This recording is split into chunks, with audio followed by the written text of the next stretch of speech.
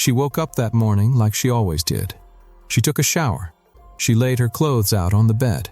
She picked out a pair of new heels she had been excited to wear. Everything about that morning was ordinary. And then she walked out of her front door and vanished. No struggle, no noise, no witnesses. Not a single sign that anything had gone wrong. Just a wet towel, a damp shower wall, and a life that stopped somewhere between her home and the world outside. Jennifer Kessie. Jennifer Kessie. Jennifer and her then boyfriend, Rob Allen, had taken a trip to St. Croix for a long weekend. 20 years, Drew Kessie has been relentless in trying to find out what happened to his then 24-year-old daughter. Jennifer Kessie was 24 years old. She had plans. She had a career. She had a future she was building in real time.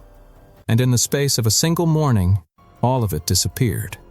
What does it feel like to realize something is wrong before the rest of the world catches up? On the morning of January 24, 2006, Drew and Joyce Kessie started calling their daughter. At first, it felt routine. Then it became concern. And then, very quickly, it became something they couldn't explain. Because every call went straight to voicemail. Jennifer had spoken to them the night before. Her voice was calm, familiar, certain. She had an important meeting the next morning, the kind she would never miss, but by 11 a.m. her chair at that meeting was still empty. And that's when everything shifted. Her parents drove 2 hours to her condo in Orlando, Florida, holding on to the hope that this was all a misunderstanding, that there was a simple answer waiting on the other side of that door. There wasn't. Inside, nothing was disturbed, no forced entry, no signs of a struggle. No indication that anyone had been there except Jennifer. Only signs that everything had gone exactly as planned. A shower recently used. Makeup left exactly where she would have used it. Clothes laid out mid-decision.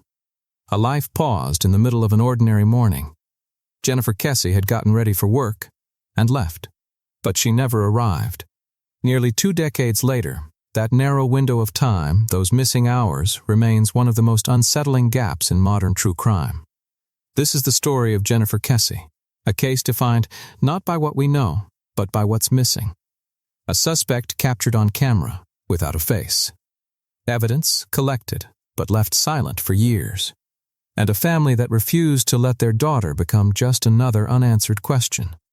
Because this case was never truly gone. It was overlooked.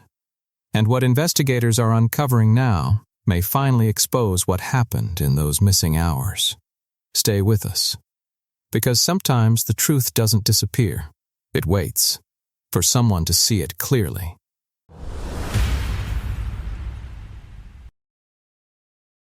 There are cases that fade into the background of a news cycle, forgotten within a week. And then there are cases that refuse to let go. Cases that dig into the conscience of everyone who hears them and simply never leave. The disappearance of Jennifer Kessie is one of those cases. Jennifer was 24 years old. She was sharp, ambitious, and the kind of person who made an impression on everyone she met. She had graduated from the University of Central Florida with a degree in finance and had quickly built herself a serious career as a finance manager at a timeshare company in Ocoee, Florida. She had recently bought her own condominium in Orlando, a milestone she was proud of. She was building something real, something hers. By any measure, Jennifer had her life exactly where she wanted it. And then, on the morning of Tuesday, January 24th, 2006, she vanished. Not gradually. Not with warning signs that were ignored for weeks. She was there one evening and gone the next morning, between the hours when her front door closed behind her and the moment she was supposed to walk through the door at work. That gap, those few silent hours, is where everything falls apart. So what do we actually know about those final hours before she disappeared? The night before, January 23rd, Jennifer had returned from a vacation in St. Croix with her boyfriend. By all accounts, she was in her familiar routine. She spoke with her parents by phone in the evening, catching up the way she always did. Later, around 10 p.m., she spoke with her boyfriend. That conversation was emotional, not a fight, but a serious discussion about the future of their long-distance relationship. Two people trying to figure out where they were headed. It was the last confirmed conversation Jennifer Kessie ever had. The next morning, her boyfriend tried calling her before she left for work, as was their daily routine. The call went straight to voicemail. He didn't panic immediately. Maybe she had already left. Maybe she was driving. He waited. But the call that would shatter everything came from her workplace. By 11 a.m., Jennifer had not arrived. She had an important meeting scheduled that morning, the kind she would never miss. Her boss contacted her parents directly. He was concerned. Jennifer was known for being reliable, consistent, and professional. A no-call, no-show was simply not something she would ever do. Her parents began calling her immediately. Over and over. Every call went straight to voicemail. They drove the 2 hours from Tampa to Orlando with fear quietly taking over everything. When they arrived at her condo, what they found was not what they had hoped for, but it was also not what they had feared. It was something in between, and somehow that was worse. The shower walls were still damp. Her shampoo bottles had small pools of water sitting around them. A towel, still wet, rested on top of the dryer. Her makeup was laid out on the counter. Her hairdryer sat right beside it. A t-shirt lay on the bathroom floor, the kind she always slept in, removed before her morning shower. On the bed, clothes were arranged on hangers, as if she had been deciding what to wear. Her new 9 West heels, a pair she had been genuinely excited to wear to work, were gone. So was her purse, her keys, her phone, her car. Jennifer had clearly woken up, showered, gotten dressed, and left for work that morning. But she never arrived. Her parents called the police. And what happened next is something her father has never been able to forget. An officer arrived, walked through the condo, and within approximately 30 seconds formed his conclusion. He suggested Jennifer had probably argued with her boyfriend and would return on her own. Then he left. No investigation launched. No urgency. No immediate search. Just a dismissal that would cost this case days it could never get back. Her family stood in that condo, surrounded by every sign that something was deeply wrong, and they were completely alone. The clock was running. The trail was getting colder by the hour, and the one person sent to help had already walked out the door.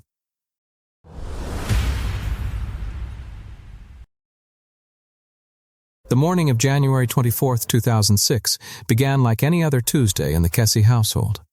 Drew and Joyce had no reason to feel afraid. Their daughter had called them the evening before, just like she always did. Her voice was familiar, her plans were clear. She had a meeting that morning, and Jennifer was not someone who missed meetings. But by 11 a.m., the phone in their home rang, and the voice on the other end was not Jennifer's. It was her boss. He told them she had not shown up for work. No call, no message, no warning, just an empty chair at a meeting she had every intention of attending. Drew and Joyce began calling her immediately, one call after another, each one going straight to voicemail, cutting off before it even had a chance to ring through. Jennifer's mother would later recall that Jennifer had owned the same phone since she was 16 years old, and in all that time, it had never once gone straight to voicemail like that. That detail alone told Joyce everything she needed to know. Something was wrong. They contacted the management office of Jennifer's condo complex and asked someone to check on her. The manager was unable to simply enter without permission, but he walked the perimeter and reported back what he could see from outside. The door appeared undisturbed. Nothing looked broken. Nothing looked forced. But Jennifer's black Chevy Malibu was not in the parking lot. Her car was gone. Drew and Joyce got in their vehicle and drove. 2 hours from Tampa to Orlando, calling hospitals along the way, asking about admissions, about unidentified patients, about anyone matching Jennifer's description. Every call came back with the same answer. Nothing. No record. No match. No Jennifer. When they finally arrived at her condominium and stepped inside, the scene they found was one of the most unsettling things a parent can ever encounter. Not destruction. Not chaos. Not the kind of disorder that at least gives you something to point to. Just quiet, ordinary, heartbreaking normality. The shower walls were damp, water still pooled around the base of her shampoo bottles. A towel sat on top of the dryer, wet, recently used. Her makeup was spread across the bathroom counter. Her hairdryer sat right beside it. On the floor near the shower, her t-shirt lay where she had dropped it before stepping in. Because Jennifer always wore t-shirts to bed, and this was simply where it landed when the morning started. In the bedroom, the bed was unmade from the night before. Clothes had been laid out on hangers across the mattress, as if she had been deciding what to wear before heading out. And her new 9 West heels, a pair she had been genuinely excited to wear to work, were nowhere in the room. Neither was her purse. Neither were her keys. Neither was her phone. Everything pointed to one clear picture. Jennifer had woken up that morning, gone through her entire routine, gotten fully dressed, and walked out of her front door with every intention of going to work. But at what exact point between that front door and her office did something go terribly wrong? That question had no answer. And it still doesn't. Her family called the police, and what happened next is something her father has never been able to let go. As covered by FOX 13 Tampa Bay, an officer arrived at the condo, looked around briefly, and within approximately 30 seconds reached his conclusion. He suggested Jennifer had probably argued with her boyfriend and would return on her own. Then he walked out. No investigation launched, no search coordinated, no urgency of any kind, just a dismissal that would cost this case days it could never recover. Her family stood in that condo, surrounded by every sign that something was deeply wrong, and they were completely alone. The clock was running. The trail was getting colder by the hour, and the one person sent to help had already left the building.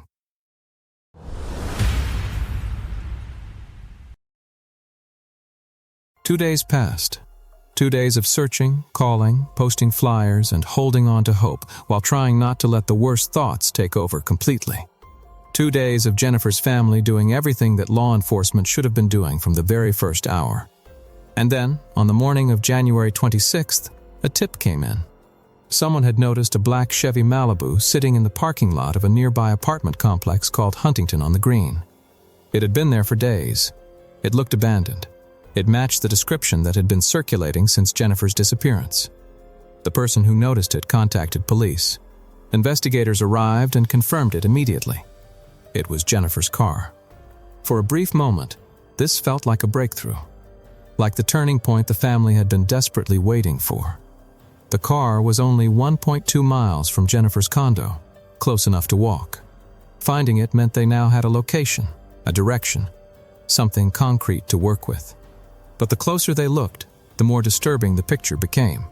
The car had not been abandoned carelessly.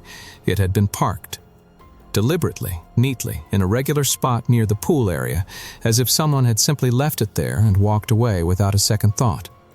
Investigators believed the vehicle may have been cleaned before being left, meaning any evidence that might have been inside could already be gone.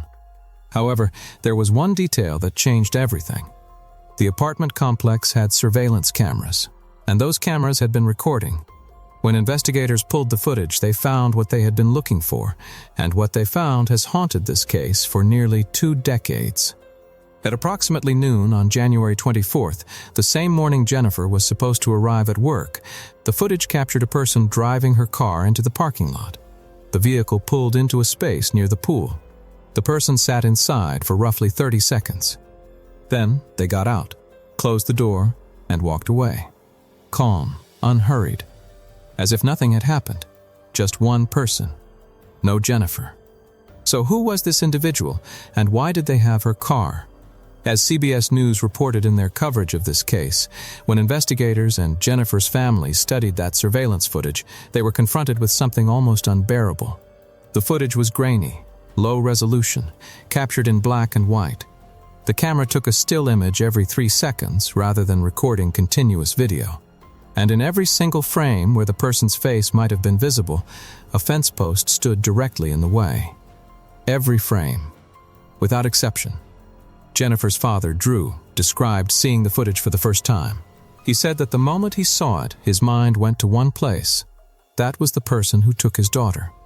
And the only question was how fast they could find them. But finding them would prove to be anything but fast. Investigators estimated the person was between 5 feet 3 and 5 feet 5 inches tall. The clothing appeared light-colored, white or off-white, similar to what a painter or construction worker might wear.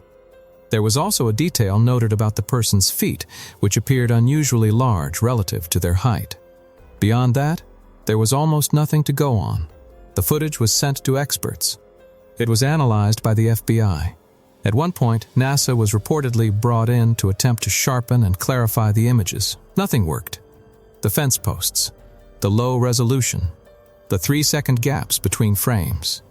It was as if the location of that camera had been perfectly designed to protect whoever walked past it. And that raised a question that nobody could shake loose. Had whoever left that car there known about the cameras?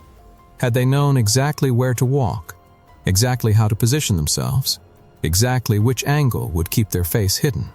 Or was it simply the cruelest kind of bad luck, a coincidence that let a suspect walk free while a family was left with nothing but a blurry silhouette? 2 decades later, that figure is still unidentified, still nameless, still faceless, and still the closest thing this case has ever had to an answer.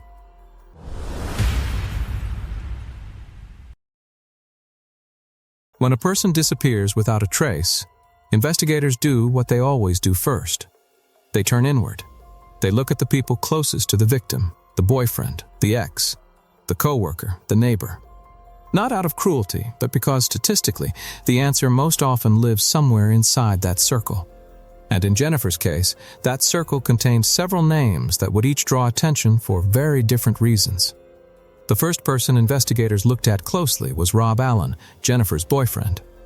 Rob had been in a relationship with Jennifer for about a year.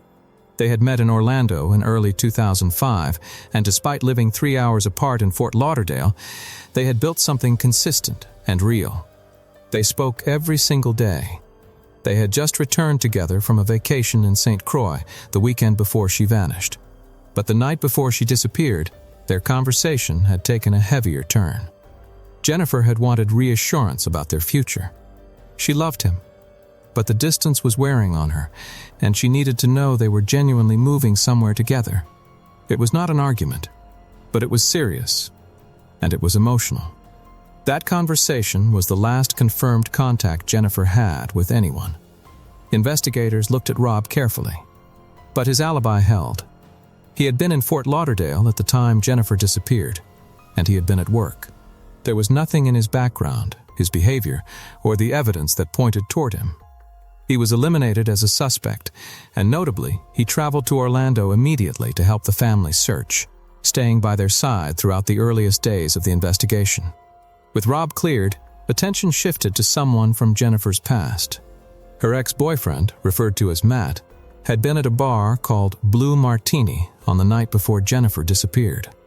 That bar sat directly across the street from her condo. Investigators spoke with him. He cooperated, denied any involvement, and claimed he had gone to work the following morning. The lead was pursued briefly and then set aside. Even Jennifer's own family did not believe Matt was responsible. 2 names down. But the most unsettling one was still ahead. His name was Johnny Campos. And he was not someone from Jennifer's personal life. He was her supervisor at work. According to multiple accounts from coworkers, Johnny had developed an unhealthy fixation on Jennifer. He made repeated unwanted advances toward her, flirting, pushing boundaries, refusing to accept her polite rejections. Jennifer had mentioned him to her parents before. She handled the situation carefully, not wanting to create conflict at a job she valued. But his behavior never stopped. In the days leading up to her disappearance, Johnny had been visibly agitated about the fact that Jennifer had gone on vacation with her boyfriend.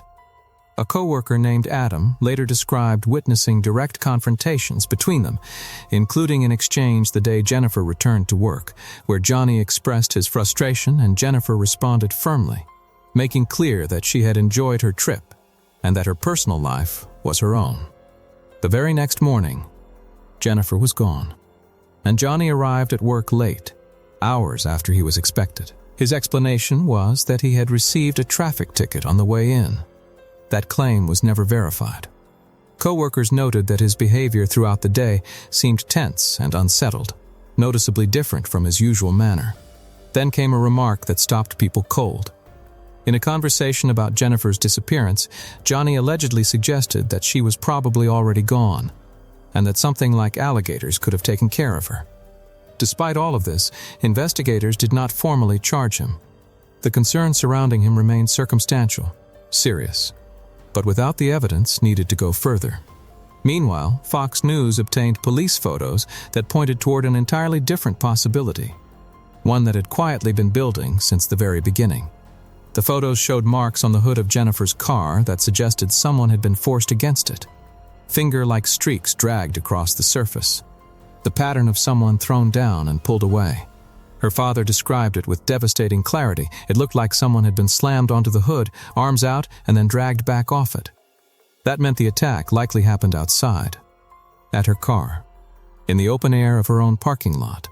And the people with the most access to that parking lot, the people who watched her walk through it every single morning, were the construction workers living inside her building. Jennifer had told her family about them more than once. She said they would stop whatever they were doing just to stare at her, that they made comments, that their presence in a place that was supposed to be her home made her deeply uneasy. The gate that was supposed to secure the complex was not functioning properly. Workers were living in vacant units around the clock. They knew the layout, they knew the routines, and they knew Jennifer lived alone.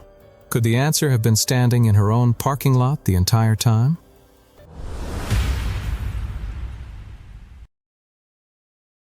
There is a specific kind of pain that comes with watching a system fail someone you love. Not the sharp, sudden pain of loss, but something slower. Something that builds over months and years as promises fade, leads go cold, and the people entrusted with finding answers quietly move on to other cases. That is what Drew and Joyce Kessie lived through for nearly 2 decades, and they refused to accept it. In the years following Jennifer's disappearance, the investigation moved forward, but barely. The Orlando Police Department worked the case, but gaps began to emerge. Interviews that should have been documented were missing from the records. Leads that deserved deeper follow-through had been set aside. Evidence had been collected and then left completely untouched, never retested as forensic technology advanced around it. By 2010, the lead detective on Jennifer's case had stopped writing reports entirely. For 12 straight years after that, not a single document was produced on her case. Not one. Drew Kessie discovered this only after fighting for years to access the files. The family hired a private investigator named Michael Toretta. He went back to the very beginning, rebuilding the timeline piece by piece, re-interviewing witnesses, and speaking with women who had lived in Jennifer's complex during the same period. Every woman he spoke with described the same experience: the staring, the comments, the deep discomfort of feeling watched inside a place that was supposed to be safe. Their accounts pointed harder than ever toward the construction worker theory. But Toretta kept hitting the same wall. Without access to the original case files, he could not know what had already been examined. He could not identify the gaps. He was trying to complete a picture without being allowed to see what pieces already existed. So in 2018, the Kessie family made a decision that took everything they had left. They filed a lawsuit against the city of Orlando and the Orlando Police Department. Not for money, not for publicity, for access. Access to every page, every recording, and every document that existed on their daughter's case. Think about what that moment represents. Parents, already worn down by 12 years without answers, taking their own city to court simply to find out what investigators had actually done to look for their child. The lawsuit was settled. And the settlement changed everything. Over 16,000 pages of records were handed over. Drew assembled a personal team of 13 investigators, among them former FBI and Secret Service agents, and began going through every single page. What they found inside was deeply troubling. Evidence that had never been retested. Witness accounts with no documentation. A case file full of material that had been gathered, logged, and in some instances simply never touched again, including DNA. DNA sitting in evidence that had never been fully analyzed. Then in December 2022, a significant shift occurred. The Florida Department of Law Enforcement stepped in and took the investigation entirely out of the hands of the Orlando Police Department, assigning it to a dedicated cold case unit equipped with modern resources and investigators who approached it with completely fresh eyes. For the first time in years, the Kessie family felt momentum. The theft deal moved methodically. They reviewed every one of the 16,000 pages. They conducted over 115 interviews. They traveled across the country, to Texas, Utah, and California, following new threads. They established a dedicated tip line and spent hundreds of hours not just re-examining old evidence, but actively building new directions. And then came the announcement that stopped everyone cold. In October 2025, as reported by WKMG News 6, Drew Kessie announced that FDL had discovered DNA on evidence that had never been tested before. Evidence sitting inside the case file for nearly 20 years, untouched, unanalyzed, while the answer it might hold waited in silence. Drew confirmed that DNA testing had expanded from 19 markers to 26 markers since the original investigation, meaning the new analysis carried a level of precision that simply did not exist in 2006.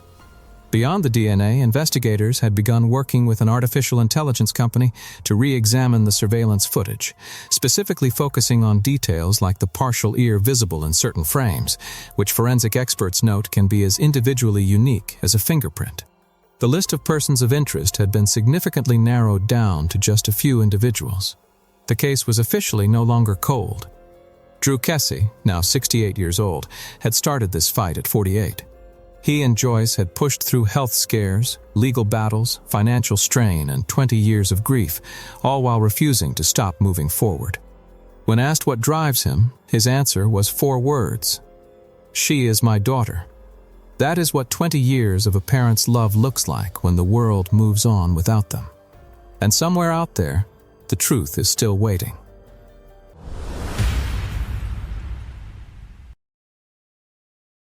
Jennifer Kessie was 24 years old when she walked out of her front door on an ordinary Tuesday morning and was never seen again. She was not a headline. She was not a case number. She was a daughter who called her parents every single day. A young woman who had worked hard for everything she had. Someone who lit up a room, who had plans, who had a future mapped out in front of her. And somewhere between her front door and the life she was building, someone took all of that away. Nearly 20 years later, her family is still fighting. The investigation is active. The DNA is being tested. And the truth, for the first time in a long time, feels within reach. But it needs people to remember. It needs her name to keep being spoken. This case involved extensive research and took considerable time to cover every angle. If you want to read the full investigation in depth, all source links are available in the description below. Jennifer Kessie deserves answers, and her family deserves to finally bring her home. If stories like this matter to you, real cases, real people, real families still waiting for justice, then you are in the right place. This is Hidden Truth. Subscribe so you never miss a story that deserves to be heard.